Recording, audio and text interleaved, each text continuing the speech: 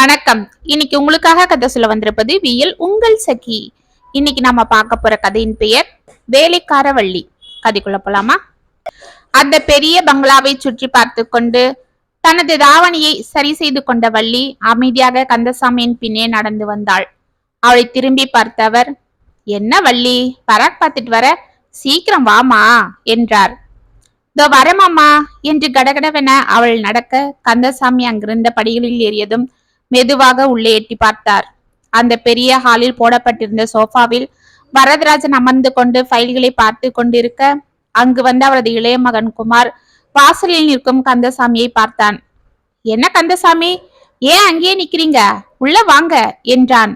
அவன் குரலை கேட்டு தலையை நிமிர்ந்த வரதராஜன் திரும்பி வாசலை பார்க்க அங்கு கந்தசாமியும் அவரது அருகில் வெளிரிய முகத்துடன் கையில் சிறிய துணிப்பையை வைத்துக் கொண்டு மிரட்சியாக நின்று கொண்டிருந்த வள்ளியையும் பார்த்தார். வா கந்தசாமி, என்ன திடீர்னு இந்த பக்கம்? ஆமா, இது யாரு என்றார் வள்ளியை பார்த்து. ஐயா, வீட்டு வேலைக்காக அம்மா என்று அவன் கூறிக்கொண்டிருக்க, ஆமாங்க, நான் தான் வர சொன்னேன் என்று கூறிக்கொண்டு சரஸ்வதி அங்கு வந்தாள். அவளது கம்பீர பேச்சு, நடை, உடை, பாவனைகள் எல்லாம் பார்த்தாலே தெரிந்து கொள்ளலாம் அவளது மேல்தட்டு வர்க்க மனோபாவத்தை. அவளை கண்கொட்டாமல் பார்த்து கொண்டிருந்த வள்ளியை பார்த்த சரஸ்வதி, இவதான் நீ சொன்ன பொண்ணா கந்தசாமி என்று கேட்டுக்கொண்டு தனது கணவரின் அருகில் வந்து அமர்ந்தாள். ஆமாமா, இதுதான் என் தங்கச்சி பொண்ணு, +2 படிச்சிருக்கு. என் தங்கச்சி போனதும் அப்பாவும் பொண்ணும் ஊரோட இருந்துட்டு இருந்தாங்க.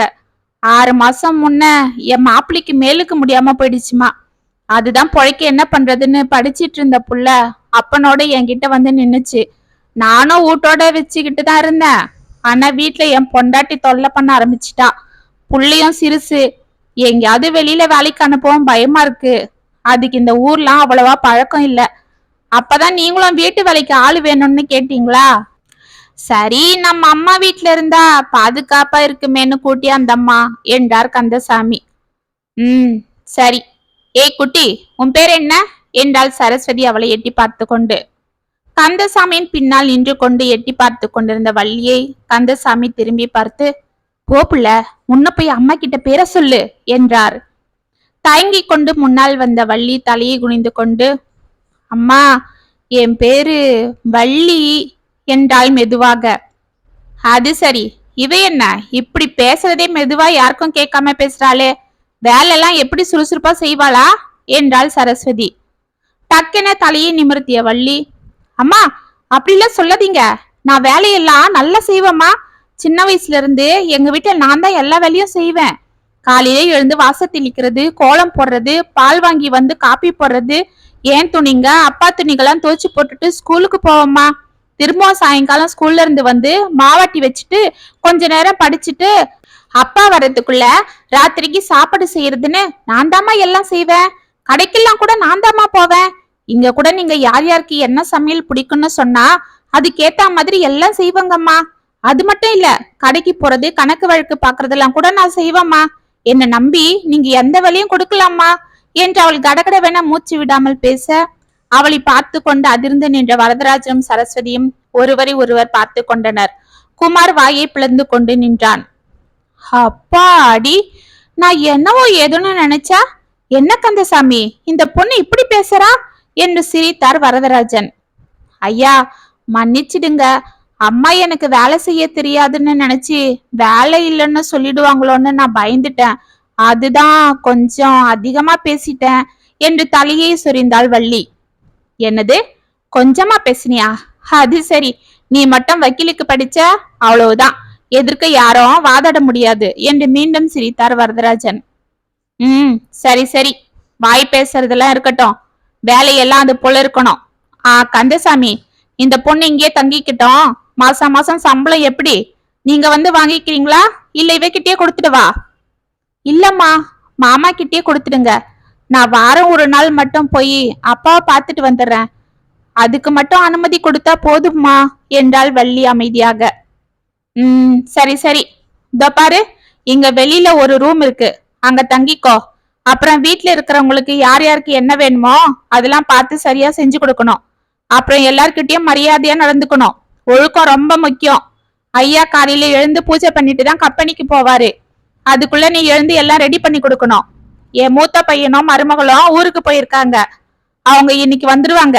இதுதான் என் சின்ன பையன் குமார், காலேஜ்ல படிக்கிறான். எல்லார்கிட்டயும் பார்த்து நடந்துக்கணும்.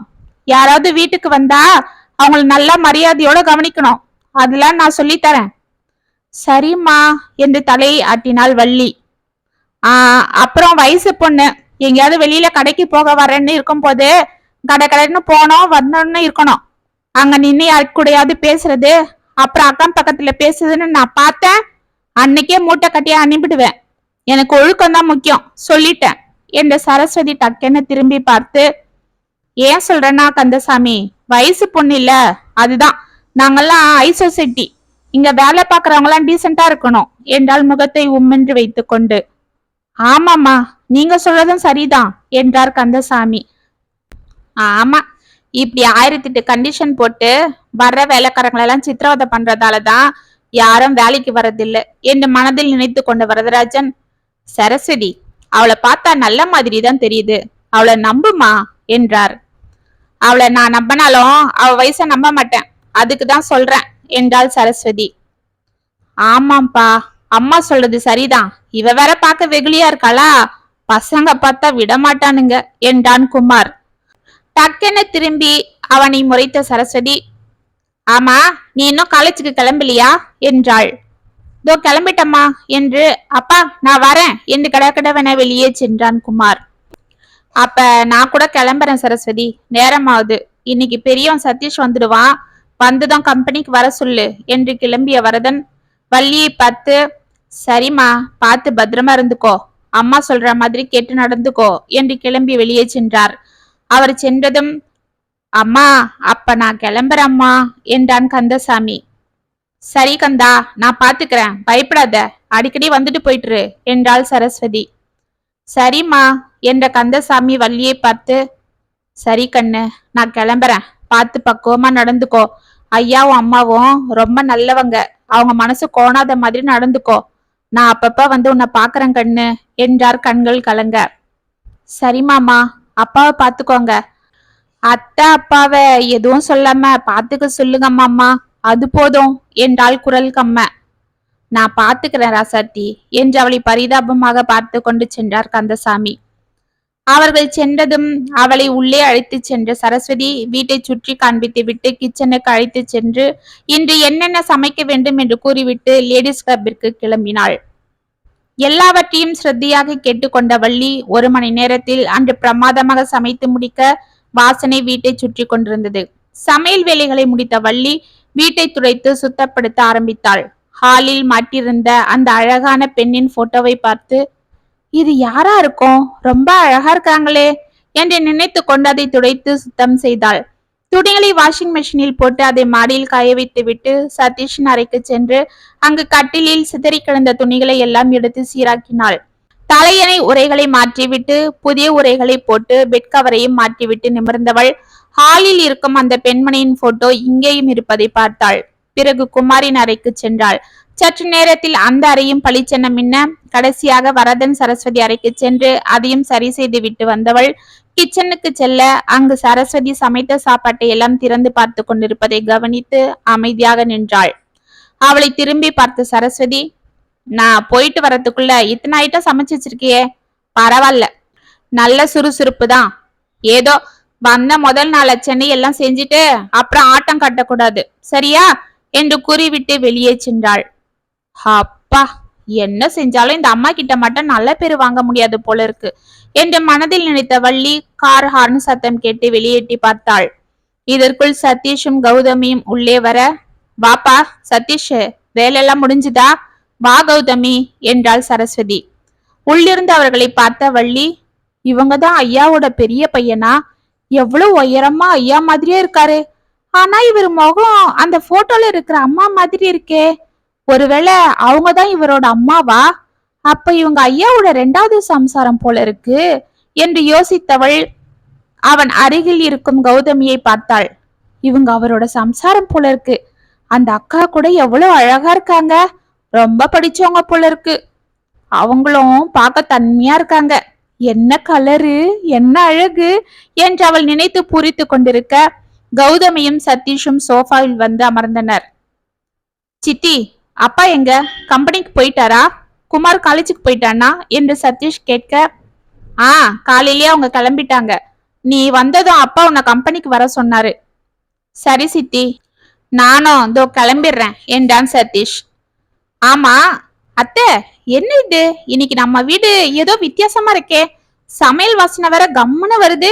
நீங்க இன்னைக்கு சீக்கிரமா சமைச்சிட்டீங்களா என்றாள் கௌதமி சுற்றி பார்த்து கொண்டு. அது வந்து கௌதமி என்று சரஸ்வதி கூறுவதற்குள் கையில் ஒரு ட்ரேவை எடுத்துக்கொண்டு வந்தாள் வள்ளி.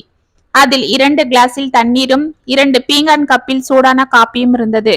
அழைத்து களைத்திருந்த கௌதமும் சதீஷும் அந்த காப்பியை அவளுடன் எடுத்துக்கொள்ள அதை கொண்டு வந்த வள்ளியை ஆவலுடனும் அதிசயத்துடனும் பார்த்து கொண்டிருந்தனர். இவதான் வள்ளி, நம்ம கந்தசாமியோட சொந்தக்கார பொண்ணு. இன்னைக்குதான் வேலைக்கு சேர்த்தேன். அவதான் இன்னைக்கு சமைச்சா. வீட்டெல்லாம் கூட அவதான் கிளீன் பண்ணா. நம்ம பழைய வேலைக்காரி போனதுல இருந்து எல்லாம் அப்படி இருந்தது இல்ல, இவ வந்து எல்லாம் கிளீன் பண்ணா. பரவாயில்ல என்றாள் சரஸ்வதி. ஓ, வெரி குட். ஆமா வள்ளி, நீ படிச்சிருக்கியா என்றாள் கௌதமி அவளை பார்த்து கொண்டு. திண்டுக்கல்ல எங்க ஊர்ல படிச்சம்மா. +2 வரைக்கும் படிச்சிருக்கேன். ஓ அப்படியா? மேற்கொண்டு ஏன் படிக்கல? அது வந்து என்று அவள் சொல்வதற்குள் அவங்க அப்பாக்கு உடம்பு சரியில்லைன்னு வந்துட்டாளாம். அதெல்லாம் எதுக்கு கௌதமி? உனக்கு என்ன வேணுமோ அவகிட்ட சொல்லு. சரியா வேலை பார்க்கறாளன்னு பாத்துக்க. மத்தபடி வேலைக்காரங்க கிட்ட எல்லாம் ரொம்ப பேச்சு வச்சுக்காத என்று எழுந்து சென்றாள் சரஸ்வதி. கௌதமி அமைதியாக சதீஷை பார்க்க, அவங்க அப்படிதான் என்று சதீஷ் கௌதமியை பார்த்து சிரித்தான். சரி வள்ளி, இவங்க பேரு கௌதமி. உனக்கு எதனா வேணும்னா இந்த அக்கா கிட்ட கேட்டுக்கோ, சரியா? காஃபி சூப்பர்மா. ரொம்ப நாளைக்கு அப்புறம் இப்படி ஒரு காப்பி இந்த வீட்டுல நான் குடிக்கிறேன் என்று சிரித்து விட்டு எழுந்து சென்றான் சதீஷ். தேங்க்ஸ் அண்ணா என்றாள் வள்ளி சிரித்து கொண்டு. வெரி குட், நல்லா பேசுறியே என்று சிரித்து கொண்டு சதீஷ் செல்ல, அவள் கள்ளம் கபடம் இல்லாத முகத்தை பார்த்து கொண்டிருந்த கௌதமியை பார்த்த வள்ளி, அக்கா என்னக்கா அப்படி பாக்குறீங்க என்றாள் புன்னகை செய்து கொண்டு. ஒன்னும் இல்ல, நீ ரொம்ப அழகா இருக்கிற, அதுதான் பாக்குறேன் என்றாள் கௌதமி. அக்கா சும்மா சொல்லாதீங்க, உங்களை விடவா நான் அழகு? பா, உங்களை நாங்க ரூம்ல இருக்கிற போட்டோல பார்த்தேன். அப்பவே எனக்கு உங்களை நேர்ல பார்க்கணும் போல ஆசை வந்துடுச்சு. அக்கா நீங்க வக்கீலா? கோட்டுலாம் போட்டுக்கிட்டு போட்டோல இருக்கீங்களே என்றாள் வெட்கத்தோடு. ஆமா வள்ளி, இப்ப கூட ஒரு கேஸ் விஷயமா தான் கோயம்புத்தூர் போயிட்டு வரேன். அப்படியே அண்ணனுக்கும் அங்க வேலை இருந்ததால அவரும் என் கூட வந்திருந்தாரு என்றாள். ஓ அப்படியா? உங்களை பார்த்தா எனக்கு ரொம்ப பிடிச்சிருக்கு என்றாள் வள்ளி. சரி சரி என்றாள் கன்னத்தை கிள்ளிய கௌதமி. ஆமா, இவ்வளவு நல்லா பேசுறியே, நீ நல்லா படிப்பியா? +2ல நான் தான்க்கா ஸ்கூல் செகண்ட் என்றாள் பெருமையாக. ஓ அப்படியா? அப்ப மேற்கொண்டு படிச்சிருக்கலாம் இல்ல? டக்கென வள்ளியின் முகம் வாடியது. எனக்கும் அதுதான்க்கா ஆசை. ஆனா அப்பாக்கு உடம்பு முடியாம போயிடுச்சு. ஒரு கையும் காலும் விழுந்துடுச்சு. அவரை காப்பாத்த என்ன பண்றதுன்னு எனக்கு புரியல. அதுதான் என்றால் தயங்கி கொண்டு. ஓ அப்படியா? சரி கவலைப்படாத. உனக்கு என்ன வேணுமோ என்கிட்ட தாராளமா கேட்கலாம். நான் உன் அக்கா மாதிரி, சரியா? என்கிட்ட நீ ஃப்ரீயா இரு என்றாள். சரிக்கா என்றாள் வள்ளி உற்சாகமாக. 2 மாதங்கள் சென்றது. வள்ளி அந்த வீட்டில் சர்வ பொறுப்புகளையும் பார்த்து கொள்ள ஆரம்பித்தாள். அந்த வீட்டில் அனைத்து மூலைகளிலும் அவள் பெயர்தான் காலை இருந்து இரவு வரை ஒலித்து கொண்டிருந்தது. யார் யாருக்கு எது தேவை என்பதை குறிப்பறிந்து அவர்கள் கேட்கும் முன் செய்யும் வள்ளியின் வேலைகளை அனைவரும் மெச்சிக்கொண்டாலும் சரஸ்வதி மட்டும் அவளிடம் சற்று சிடுசிடுப்பாகவே இருந்தாள். ஆனாலும் வள்ளி தனது வேலையில் கண்ணும் கருத்துமாக இருந்து கொண்டிருந்தாள். அவளுக்கு அந்த வீட்டில் ஒரே ஒரு ஆதரவு என்றால் அது கௌதமியின் அன்பான பேச்சுக்களும் அவளது கனிவான நடவடிக்கைகளுமே. தனது மாமியார் என்னதான் வள்ளியிடம் சகஜமாக பழகக்கூடாது என்று கண்டிஷன் போட்டாலும் அவள் கேட்பதில்லை. கோர்ட் விடுமுறை நாட்களிலும் கேஸிற்காக வெளியூர் செல்லாமல் இருக்கும் நாட்களிலும் அவளை வெளியே அழைத்து செல்வதும் அவளுக்கு துணிகள் வாங்கி கொடுப்பதும் தேவையானவற்றை வாங்கி தருவதும் என இருந்தாள். இதனால் சற்று சந்தோஷமாக இருந்த வள்ளி 1 மாதமாக கௌதமி ஊரில் இல்லாததால் மிகவும் சோர்ந்து காணப்பட்டாள். தனது மனதில் ஏதாவது சங்கடம் ஏற்பட்டால் அவள் பகிர்ந்து கொள்ளும் ஒரே ஆள் கௌதமி தான். ஒரு கேஸ் விஷயமாக விருதுநகர் சென்ற கௌதமி 1 மாதம் தங்கிவிட அன்று மாலை வீட்டிற்கு வந்தாள். வீடே அமைதியாக இருந்தது. ஹாலில் வள்ளி அழுது கொண்டே நின்றிருக்க சோஃபாவில் அவளை முறைத்தவாறே சரஸ்வதி அமர்ந்து கொண்டிருந்தாள். அவள் அருகில் வரதராஜன் அமைதியாக அமர்ந்திருந்தார். அவர் முகத்தில் சங்கடம் தெரிந்தது. எதிரில் இருக்கும் 2 சிங்கிள் சோஃபாவில் ஒன்றில் சதீஷும் மற்றொன்றில் குமாரும் அமர்ந்திருந்தனர். ஒன்றும் புரியாமல் அங்கு சென்ற கௌதமி, ஏய் வள்ளி, என்னம்மா, எதுக்கு அழுதுட்டு இருக்கிற, என்னாச்சு என்று அனைவரையும் சுற்றி பார்த்தாள். வா, நீயே கேளு. நான் சொல்ல சொல்ல கேட்காம அவளை வெளியில கூட்டிட்டு போறதும் புது துணிங்க வாங்கி கொடுக்கறதுன்னு இருந்த. அதை போட்டுக்கிட்டு மினிக்கிட்டு திரிஞ்சவ இப்ப ஊர்மை ஆரம்பிச்சிட்டா. எல்லாம் நம்ம வீட்டு சாப்பாட்ட மூக்க பிடிக்க தின்ன கொழுப்பு தான் என்றாள் சரஸ்வதி பல்லை கடித்து கொண்டு. இதை கேட்ட வள்ளி மீண்டும் விம்ம ஆரம்பித்தாள். அத்தை, என்ன சொல்றீங்க? எனக்கு ஒன்னும் புரியலையே. வள்ளி தானே கடைக்கெல்லாம் போறா வரா, அப்புறம் வெளியில போனா என்ன என்றாள் கௌதமி சந்தேகமாக. என்னது, வெளியில போனா என்னவா? அவ வெளியில கடைக்கு போகல. கடைக்கு போற சாக்குல கண்டவன் கூட இல்ல சுத்துறா. அத பாத்துட்டு வந்து குமாரு சொன்னதும் எனக்கு வந்தது பாரு கோவம். சரி சரி, இந்த கழுதை கூட நமக்கு என்ன பேச்சு? அவங்க மாமனை வர சொல்லி இருக்கிறேன், துரத்தி விட்டுருவோம் கழுதைய. அதுதான் அன்னைக்கே சொன்னேன், இவளை நான் நம்ப மாட்டேன்னு. சொன்னா கேட்டீங்களா? நீங்களும் வள்ளி வள்ளின்னு அவளை தலையில தூக்கி வச்சு ஆடினீங்க. இப்ப பக்கத்துல என் மானம் இல்ல போகுது.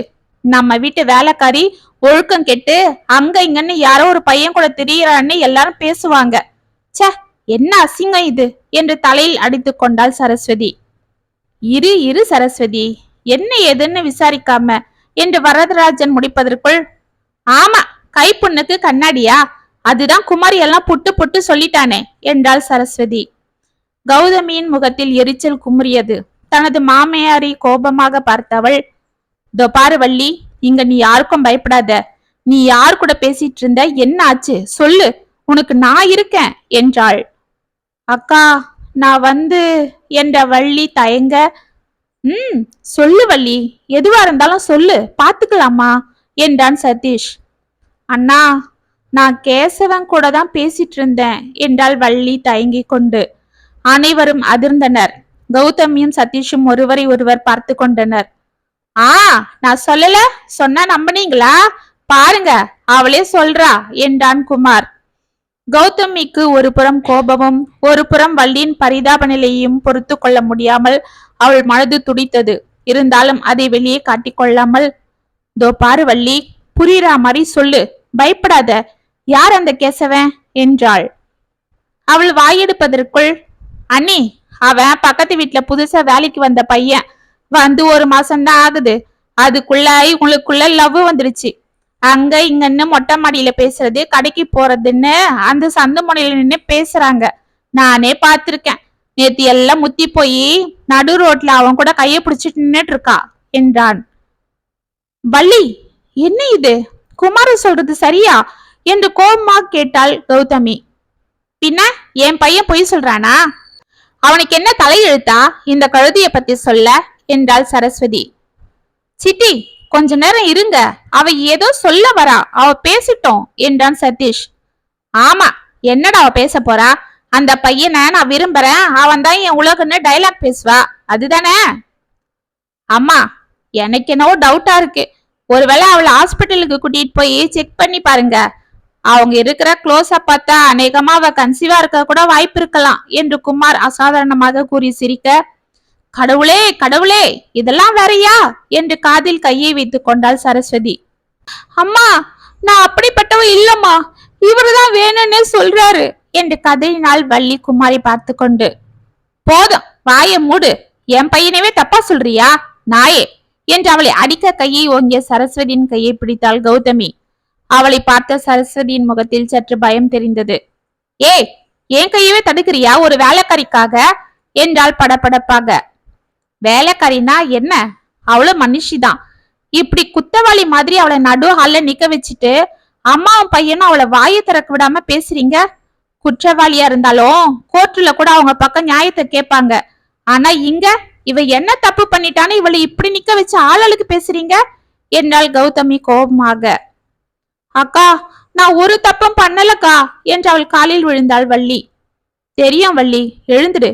உன் பால் மனசு எனக்கு நல்லாவே தெரியும். சரி, என்கிட்ட சொல்லு, நடந்தது என்ன சொல்லுமா என்றாள் அவளை சமாதானப்படுத்திக் கொண்டு. அக்கா, ஒரு மாசம் முன்ன நம்ம பக்கத்து வீட்டுக்கு வேலைக்கு வந்தவன் தான் கேசவன். அவன் வேற யாரும் இல்ல, என் கூட படிச்ச பையன். அவனை நான் ஒரு நாள் கடைக்கு போகும்போது கடைக்கிட்ட பார்த்தேன்.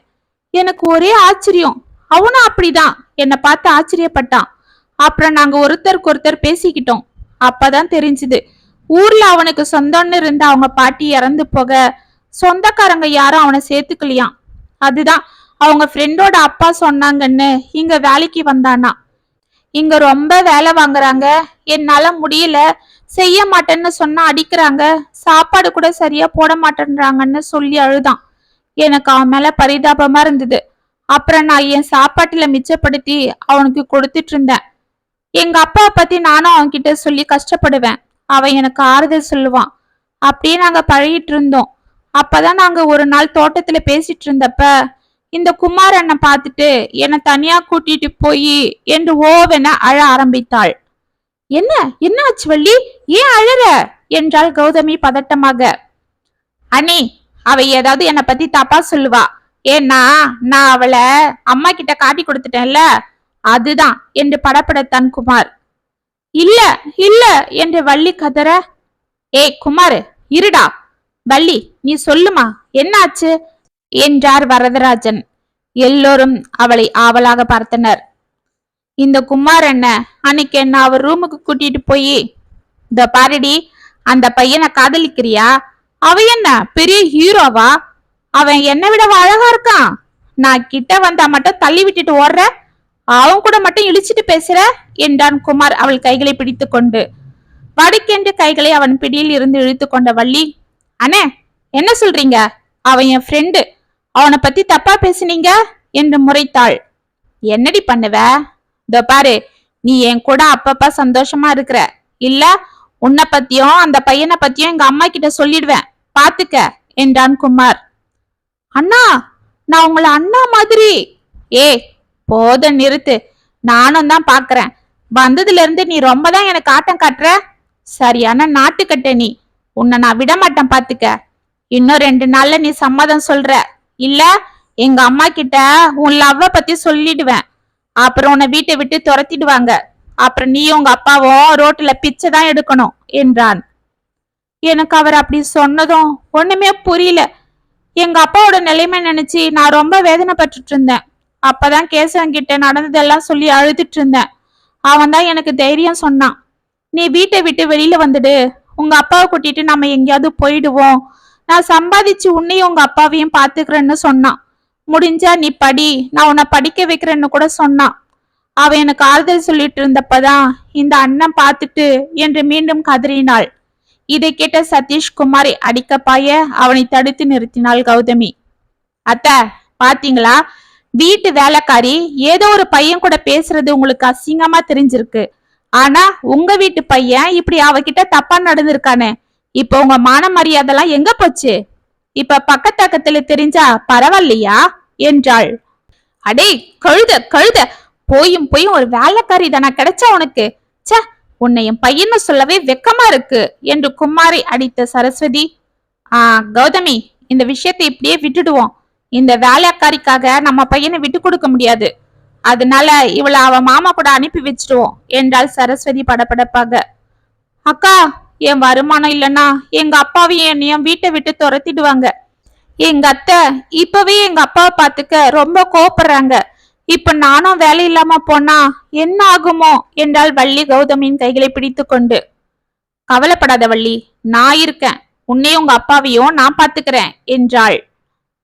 என்ன சொல்ற கௌதமி, திரும்ப அவளை இங்க இருக்க சொல்றியா? முடியாது என்று கத்தினாள் சரஸ்வதி. நீங்க சொன்னாலும் அவ இங்க இருக்க மாட்டா. அவளை நான் மேற்கொண்டு படிக்க வைக்க போறேன். அவளை காலேஜ்ல சேர்த்து படிக்க வைக்க போறேன் என்றாள். என்னது, என்ன சொன்ன? நம்ம வீட்டு பையனை அசிங்கப்படுத்தின கழுத, அவளை நீ படிக்க வைக்க போறியா? நீ என்னதான் வக்கீலா இருந்தாலும் இந்த வீட்டு மருமக. எனக்கு பணக்கார வீட்டு மருமக என்ற பட்டம் வேண்டாம்.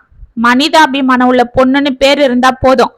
உங்க பையன் பண்ண தப்புக்கு அவன என்று முறைத்தாள் கௌதமி. என்னடி, என் வீட்டு இருந்துகிட்டு என் பையனவே முறைக்கிறியா? அதுவும் ஒரு வேலைக்காரிக்காக. முதல்ல அவளை வெளியில அனுப்பு, இல்ல நீயும். போதும், இதுக்கு மேல நான் இங்க இருக்க மாட்டேன். ஒரு பெண்ணா இருந்துகிட்டு ஒரு பெண்ணுக்கு நடக்கிற அநியாயத்தை தட்டி கேட்காம உங்க பையனுக்கு சப்போர்ட் பண்றீங்களே, இதுதான் உங்க கௌரவமா?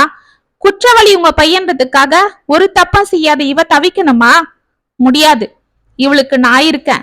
இவளுக்கு மட்டும் இல்ல, இந்த ஏழ்மை நிலையிலும் ஒரு பொண்ணுக்கு கௌரவத்தை கொடுத்து அவளுக்கும் அவங்க அப்பாக்கும் பாதுகாப்பு கொடுத்து அவளையும் படிக்க வச்சு பார்க்கணும்னு நினைச்சானே அந்த கேசவன், அவனையும் நானே இனி வளர்க்க போறேன்.